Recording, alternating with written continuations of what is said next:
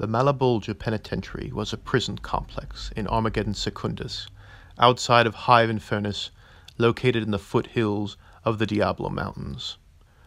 Malabolja kept some of the most violent criminals in the system. Typically, the prisoners were either used for penal legions, forced labor, or conversion into servitors.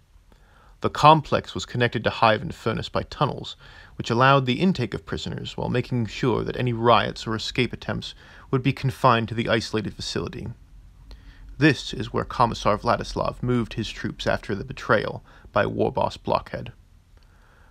The Warboss watched from a distance as the void shields of Malabolja easily absorbed the fire from his looted basilisks. Right, boys, this has all been fun as stuff, but it's time we stopped mucking about and got into a proper scrap of these Yumi gets. Them weird shields you can't shoot through, but you can run through 'em. So let's move out, boys. If them Yumis is gonna muck and dare in their hidey holes, then we gotta go dig 'em out. Get the commandos ready. Boss, what about them spiky gets? You think they's gonna come back? Blokkhed grinned. I hope so. With all the gubbins we's gonna loot from all these Imperial gets, we should have enough flash and tucker to deal with all them yelly Yumis. Oi, boss, I see something going on. Looks like Yumis. Blokkhed pulled out a set of magnoculars he looted from the artillery crew and took a peek. That's weird.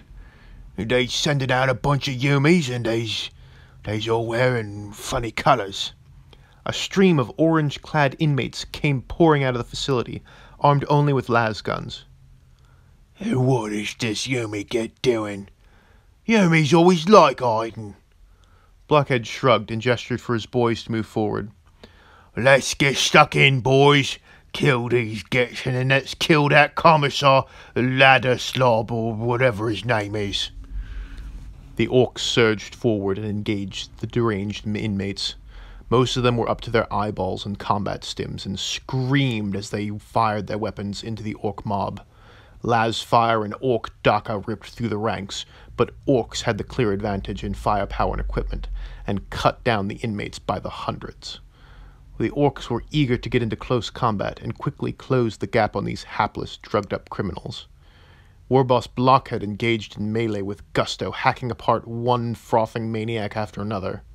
He felt the familiar rush orcs got from getting in the thick of things, but this felt too easy. These Yumis were giving a decent fight, all things considered.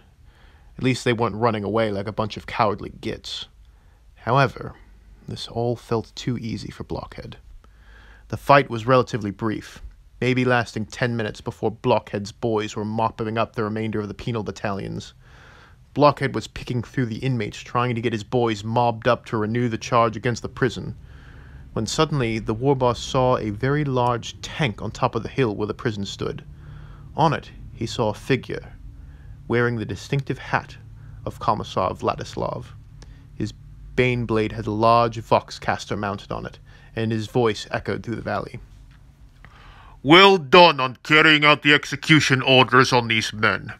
Now, it is time for you two to die for the Emperor. Blokkhed paused for a moment. This Yumi made it sound like Blokkhed had played right into his hands somehow. It was then that the warboss became acutely aware of the blinking lights on the collars of each of the penal legionnaires wore. And before Blokkhed could give the order to retreat, Vladislav detonated the explosive devices. Blokkhed was thrown a good 10 meters back by the force of the explosion. Shrapnel slammed against his boss armor, lacerated his face, and knocked out a few teeth for good measure. The less heavily armored boys were torn to pieces in the blast, taking out a good portion of Blockhead's mob. As the warboss forced himself to his feet, he saw columns of armor and troops rolling down the hill to the orc's position. Blokkhed sighed as blood ran down his iron gob. Zog. The warboss casually reloaded his twin-linked big shooter and prepared himself for the real fight.